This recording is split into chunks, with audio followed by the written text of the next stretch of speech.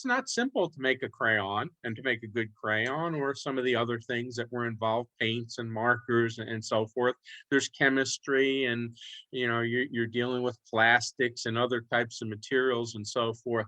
So if you can get one person in one company, in one industry, to see what somebody's doing in a different one, relate it to themselves, that's always the difficult part, because they go, well, I had that even with crayons. Well, you made crayons, so you can't do this. Well, yes, I can. In fact, it was pretty complicated, because I had to work with a company that made thousands of different items and get those thousands of different items out to people all on time. Some industries, they don't make thousands of items. They make a couple of them or 100, and they think, wow, that's a big deal. We probably had about 10,000 items that we had to get out.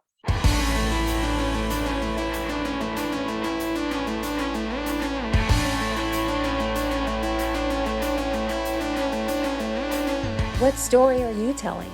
Whether you're intentional about it or not, you have an audience and they think in story. The Doug Thompson podcast features diverse storytellers sharing their practical tips for telling the story they need others to envision and trust in order to take a new action. Here's your host, Doug Thompson.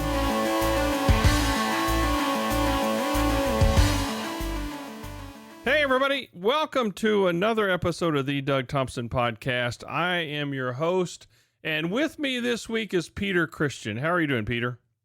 I'm well. Thank you very much for asking. Well, great. Well, so I'm going to ask you what I ask everybody else now is sort of, what's your story? What's your backstory here? What's my backstory? How far back do you want me to go? Well, we'll keep it to where the stone tablets, somewhere north of the stone tablets, we'll go. We'll go from there. So I had already met Moses. All right, yeah, there we go. Yeah, because you're saw the burning bush, and you like me have seen a few sundowns. So let's. How about if I start from college on? How about that? Okay. How about that? Okay. So so I did my undergraduate at Rutgers University in New Jersey in industrial engineering. I got a bachelor's in industrial engineering, and then didn't feel quite that I was ready to enter the working world yet. Wanted a little bit more education. Can never get too much education. So I wound up at Lehigh University in Pennsylvania getting my master's degree also in industrial engineering. I really wanted to stay at Rutgers, but my advisor said that their master's program was kind of limited, and he felt it would be better if I went to another school. Not just because they might have a better program at the time, but also to get a different viewpoint on things, which was really good. That was one of those life lessons you learn about getting other viewpoints. So I did, and wound up living then in the Lehigh Valley for 40 years. Who would have thought? But that certainly had an impact on myself and where I wound up living for quite a while. Graduating from Lehigh, I worked for Air Products and Chemicals for about 2 years, and then went over to Crayola Corporation, which at the time was Binney and Smith. Everybody thought I went to work for a stockbroker when it was really the crayon people, and had a really good run there. Had a great time, worked for 17 years in a variety of capacities, starting in engineering and then getting into operations, and then quality, which I didn't really want to do, but you never know where life's going to take you, and wound up finally in research and development for a while before I left there.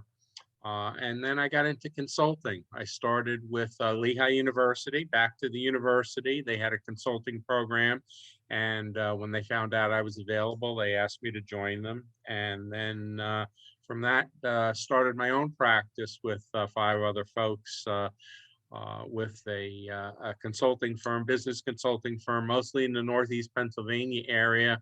But we expanded out. We were doing some national stuff and some international consulting work.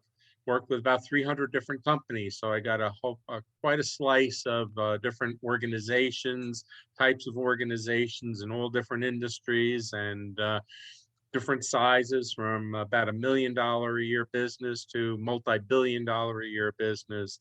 and everything in between, and had a really good time of it until I decided to retire, which I did the end of 2018. Moved to Florida, my wife and I, but I've been busy ever since. I've written and had published 2 books that both wound up being bestsellers on Amazon. I've done quite a bit of writing of articles that have been published in magazines or on Medium and LinkedIn. Do a lot of speaking. I've done quite a few podcasts now in the last year or so. And I'm also an adjunct faculty professor at Alberni University back in Pennsylvania, teaching project management. So, and then somewhere in between, I'm doing some student mentoring and some advising on curriculum back at Rutgers University. So you keep going back to places that you've been before. You just never forget them or leave them, or they never leave you. So I've been pretty busy in my retirement.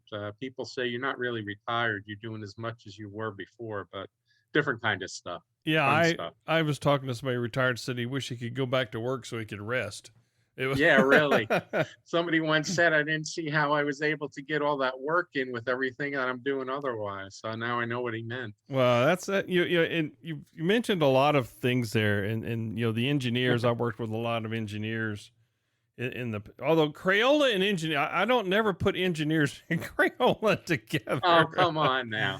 Hey, it's a fairly complicated little thing. It's not simple to just get a crayon. To me, those are like, I learned with crayon, and I didn't learn very well. I could never stay in the line. So I guess I was never cut out to be there you go. Something where I had to do holding that. a grudge now. But that's an interesting journey for sure. How do you because I've read a lot of engineering documents and stuff, and a lot of people that do this, it's a nice sedative if you need to take a snooze. And it needs to be. I mean, you need to have the specifications. You're saying we're boring? Is that what you're saying? Engineers are boring? The necessary output from an engineer for specific things is a little intense. We'll just call it that. But it's necessary for what you have to get. I get that piece of it. So how do you make that transition from doing this very deep, specific, where no stone is unturned, very procedural and linear thing, to writing some of these great stories, which I've read, and I'll talk about in a minute. How do you make that transition? Sure.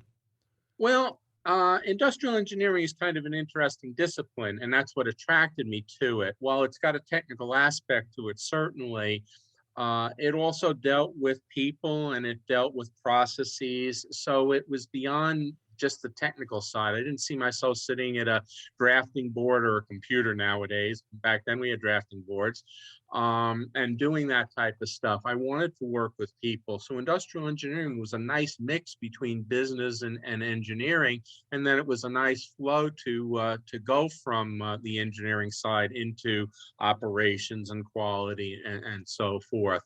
How I got the stories, well, they just came to me. I had a lot of experiences, both working in a company and then working with companies. I worked with probably 320 or 340 companies now in my lifetime. So I've met all different types of people in all different situations and all different types of problems and so forth. And I just kind of cataloged away some of the more interesting things. Some stuff was fairly mundane, which is good, but some was kind of interesting. And I always kept those in mind, and they've worked for me well now in kind of telling my story and trying to get points across to people. I can refer back to real life situations and the stories that occurred. Yeah, I find those are very critical to successfully, a very technical subject to an audience typically can barely turn on their computer. In a lot of cases, they don't necessarily care about the technology. They just got a problem they've got to get solved, and they want to know that your product or service can solve that. Do you find yourself sort of cross-pollinating a little bit? And what I'm talking about is you mentioned you've got 350 plus companies that you see something that maybe is one industry and one vertical that you can sort of see that how it would fit or improve something in a totally different vertical and stuff. Do you sort of share those amongst, keeping private things private, but just simply the sort of the thoughts behind it? Absolutely. In fact, what was kind of neat was I had such a good relationship, myself and my coworkers, with a lot of our clients, that if we asked them to have somebody come in from, and usually it was from an unrelated industry, they obviously didn't Mhm. want to have their competitors coming in to see what they were doing. But they were happy to share. So a lot of times we would set up to have, let's say, somebody in the printing industry go to see somebody who was in the automotive industry because they had a particular thing that they wanted to do. And we thought that the people in the automotive had a really good program going. So we kind of hooked them up and they learned a lot, even though they were in disparate industries, so to Mhm. speak, because really there's a commonality among businesses.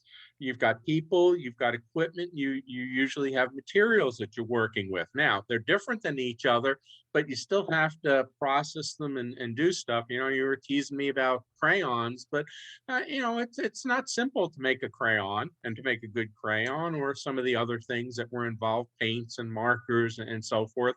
There's chemistry, and you know, you're dealing with plastics and other types of materials and so forth. So if you can get one a person in one company in one industry to see what somebody's doing in a different one and relate it to themselves, that's always the difficult part, because they go, Mhm. well, you know, I had that even with crayons. Well, you made crayons, so you can't do this. Well, yes, I can. In fact, it was pretty complicated, you know, because I had to work with a company that made thousands of different items and get those thousands of different items out to people all on time. Some industries, they don't make thousands of items. They make a couple of them or 100, and they think, wow, that's a big deal. We probably had about 10,000 items that we had to get out. Yeah. So we had to keep them all going. So it wasn't as simple as that. You know, I got enough jokes about drawing and writing with crayons and so forth. And then I tell them how complicated it was, and they get a newfound respect for that. So Making anything is a complex thing, especially when you've got a lot of moving and that many things to keep moving. I sure. do have a question about the naming of the colors, but we can leave that for, for later. Oh, okay. I mean, It's because I become a figure that, whole industry in of itself. They have competitions for that now. yeah, So that's because I looked at when my kids are going, who the heck thought of this name? But you know, there's science to everything, and there's a story behind it. And in absolutely. your case, you talked about sort of making that translation for them. You know, again, there are core things that happen in every business and every industry, Mhm. and but what I find is a lot of times they're so locked into what the particular three-letter acronyms and language they use. I work in the education field, and they use, you know, student success and all these other things for Mhm. to describe things that other would be, you know, customer success, or you know, however you want to do it. And I find I have to sort of, it's a little bit like you're helping them see the story in what they're trying Mhm. to do, and it sounds Right. like you do a lot of that too. Yeah. Consulting is an interesting routine because while you're coming up with helping to solve their problem, answers in that, you're also teaching, because they've got to understand what it is you're doing. Because people who don't understand what's happening to them tend not to accept the results of it too well, because they're always leery about it. So they've got to understand it, and they also have to apply it, because you're not going to be there forever. At least you shouldn't be. If you're a good consultant, you get done what you need to get done. And if they have another issue or problem to solve, that's fine. But you shouldn't be on the same thing over and over and over. You're not a very good consultant. But also, they have to realize that it's in their control, their success. So they've got to understand what's going on. They have to do it. They have to accept it, and then they have to live with it once you walk out the door. If they don't do those things, they're not going to be very successful. They're only going to be successful while you're there holding their hands, and that's not a good thing. So there's the technical aspect, but then there's the personal aspect. It was funny. My son worked with us for a couple of summers as an intern, and he said to me one day, "Dad, you know, 90% of what you're doing and what we're doing isn't in the textbooks. It's not the technical stuff. It's common sense stuff. And why is that? I said, well, thank God for that there isn't common sense, because otherwise we'd be out of business. But it's hard to teach that stuff and to get that across. And that's what we're trying to do. So that's why I saw myself as a business consultant as opposed to operations or engineering or so forth, because it really are all different aspects of the business that we were involved with. Yeah, my wife and I just saw Top Gun over the weekend, the new one, and I'm not going to do any spoilers because by the time this comes out, hopefully everybody on the planet's seen it. But they have one part where Tom Cruise is teaching this new group of this group of hotshots, and he brings in the manual for the F-18. He says, I suspect all of you have read, can give me chapter and verse for this other thing that's in there, and a cocky person there says, yeah. Okay. So he throws it in the garbage can. And you can see the admirals and stuff just looking at it with this, what are you doing? You have to teach. He was there to teach them just sort of what you talked about, is the stuff that's not, you can't write down. It is the interaction, is the experience that you have that you have to sort of do things on the fly. You have to be adaptable and do it things. So it sounds like you took all your years of experience of doing those things and are able to help coach people to do that. Yeah, and I've learned the hard way. There were people who helped me and there were people who didn't help me, and then I had to learn for myself how to do things. And I thought that's kind of unfair. If you're trying to help somebody that you're not providing that service to them. So I've been very cognizant about that. I also try not to throw around, like you said, the acronyms and stuff, because not everybody understands them or knows what they are. They may have heard them, they may not have.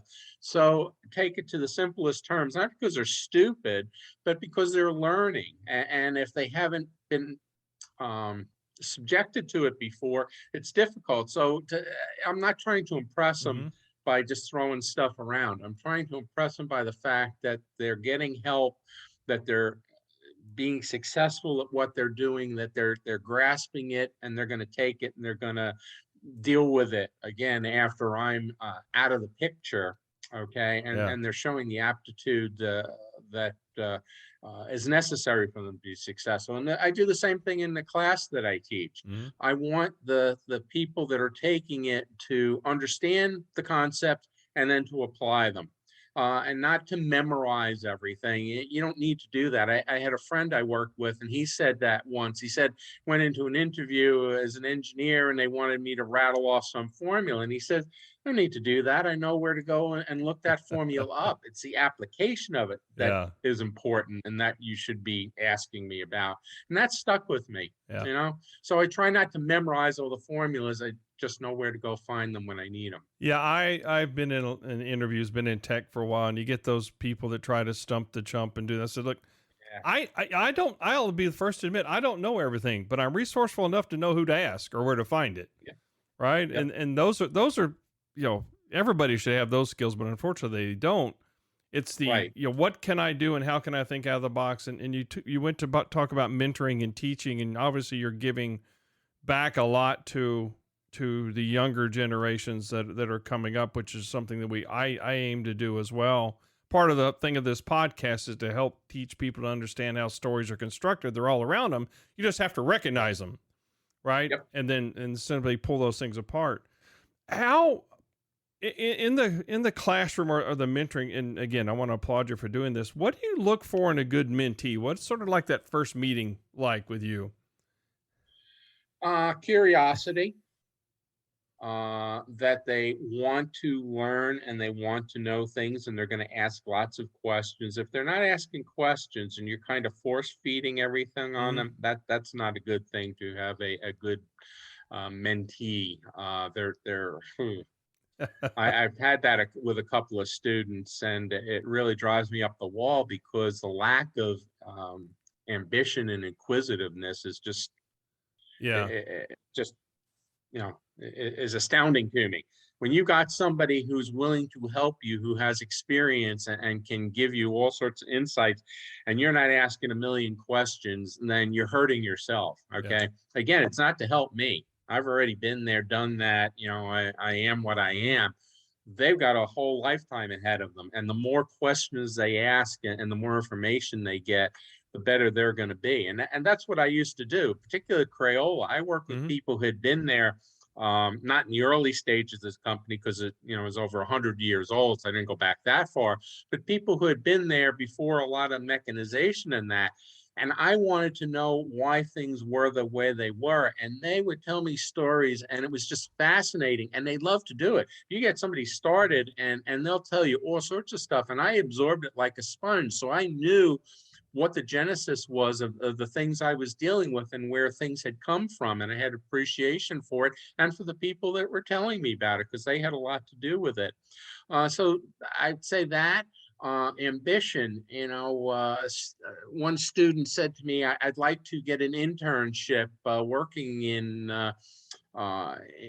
engineering, but I'm going to school in Pennsylvania and I live in Connecticut. So, well, I rousted up a bunch of folks I knew in Connecticut because I had done a bunch of business. And I said, well, also, you need to show me your resume. Well, it took that person 3 weeks to get me their resume. Okay. Yeah. And then after I got it and I saw it and it wasn't too good, I suggested changes and that took another 3 weeks. And so 6 weeks has gone by. So I'm going, the clock is ticking here. I'm sorry, when somebody's trying to help you, Hmm. you need to step a little bit on it. It's not up to the mentor to be doing everything. Right. It's up to the mentee to be pushing and saying, can you go faster? I need this. And I wasn't seeing that. So I would say that's a second thing that I like to see is somebody who, you know, doesn't want to take no for an answer, doesn't want to wait, wants to go, go, go, go, go. And I'm having trouble keeping up with them as opposed to them, me pulling them along and doing stuff. Um, and then to I think to realize that they don't need to know everything. They don't need to, they need to know enough, but they also need to know questions or ask questions when they don't know, that they're not afraid, because that's not a sign of being stupid. That's a sign that you want to learn, that you haven't gotten that skill yet or whatever piece of information, and you want to get it because it adds to your skill level and so forth. So I think those are three big important things that I like to see in a mentee. No, I like that, and I remember reflecting back on some of the in my life at Microsoft. You had to have a mentor, and you had to do these other things. And I think the ones where I failed, I didn't ask a lot of those questions because they didn't really connect with what, it was one of those things I had to do.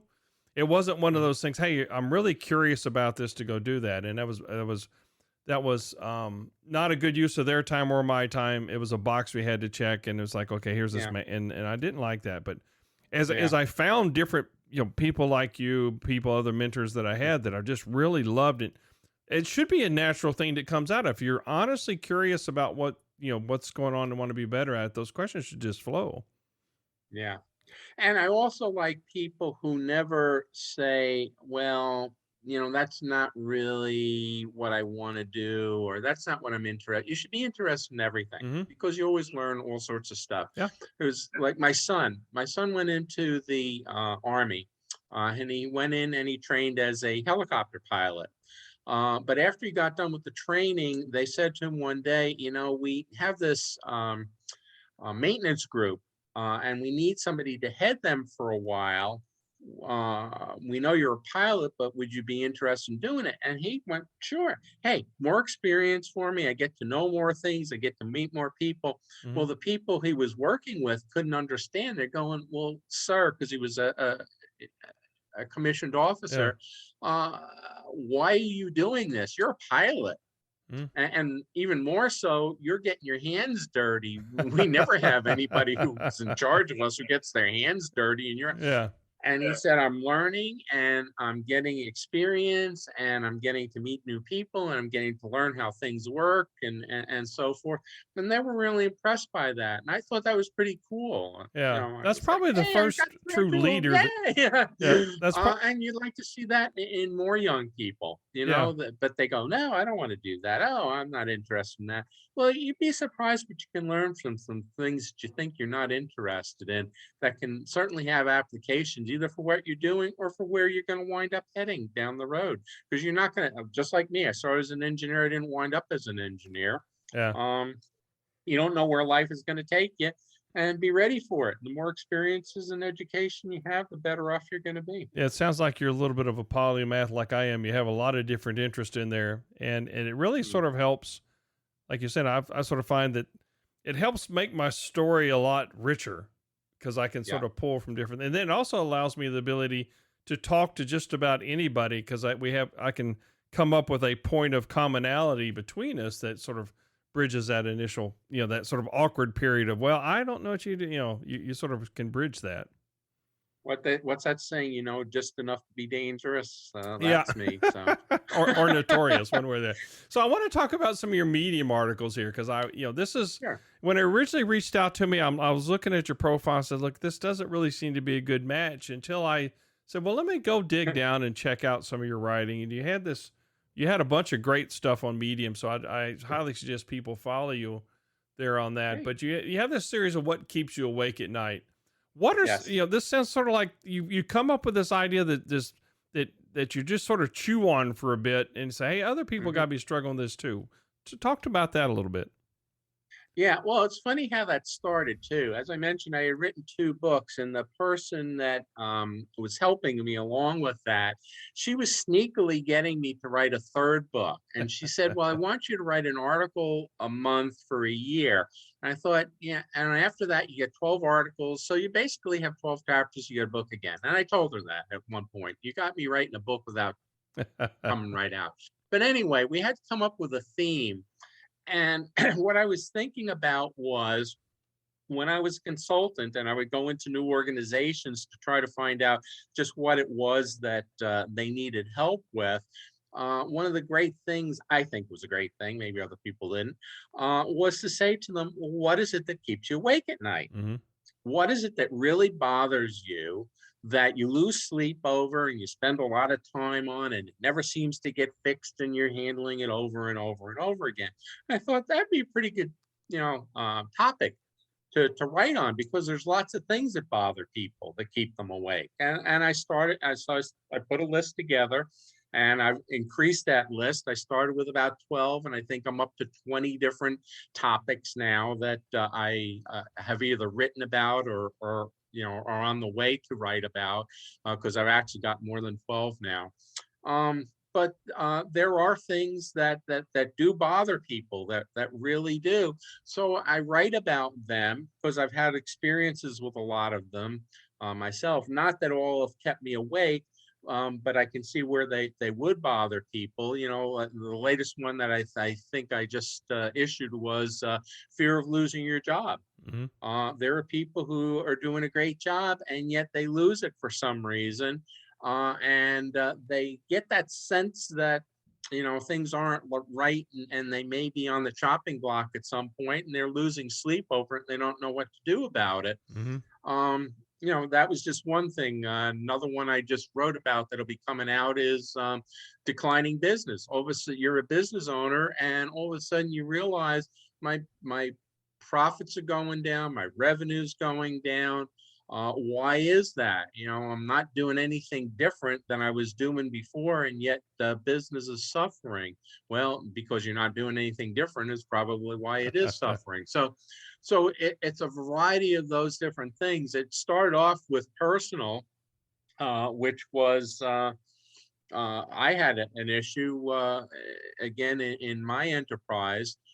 Where in the 2008, 2009 timeframe, anybody who was in business remembers that, Mm-hmm. businesses suffered because we had the mortgage crisis, and all of a sudden banks stopped lending. And when banks stopped lending, then companies stopped doing things. And one of the first things they stopped doing was using consultants. So we had to kind of struggle through that time, where we had a decrease in business, and we were struggling a bit to make ends meet, and we were tying into our line of credit to keep things going. We never laid anybody off in that time. We kept everybody employed and working. Everybody took a pay cut, but they did that. and then they got paid back once it was over. But that kept me awake at night. Our line of credit got up pretty high, and it was like, if we don't start to chew away at this sometime soon, we may go belly up. And that certainly kept me awake. So that was one of the first articles that I wrote about. Some of the others haven't bothered me that much, but they, like I said, they can to other people. So it's kind of become a thing to talk about that, and it may not relate to everybody, each article, but when it does and it hits you, and you go, "Oh yeah, I've been through that," or "I'm going through that right now. Here's some things that I can do about that." That's what I'm trying to get across to people is try to, when you find out that you're losing sleep or that things are you're kind of caught in that cycle where it just keeps going and it's never getting better, you need to take a step back. You need to find out what the heck is going on, because losing sleep isn't going to help you. It's going to hurt you, in fact, because now you're tired besides being frustrated. But there are things that you can do. You got to break the cycle and get out of it and get back to a good night's sleep again. Yeah. So that's kind of why I'm doing it and what I'm doing. It's kind of neat because I keep thinking of all these other things that, people, could stay awake at night because of fretting about. Well, So, you're an every man's engineer, it sounds like, or every man and woman's engineer. So you mentioned the two books. So this looks like the third book yes. is in formation. Yeah. So you mentioned the other two books. Yeah. And we'll put the links in the show notes. What are the titles on there? And Okay, the first one, and that one started with, again, gathering experiences from my working life, and saying, well, someday this needs to be in a book, and other people go, yeah, that's right. Well, then that day came, and that one's entitled, "What About the Vermin Problem?" And I'll tell you what the background is behind that. It is not about extermination, although it could be, because people ask me, "Are you an exterminator?" No, I'm not. But it's about companies that I dealt with and individuals I dealt with that did some interesting things on a very positive sense and on a not so positive sense. They either it's amazing how people try to hire a consultant to help them and then argue with them and try to tell them why they're wrong and they're right and so forth. yeah.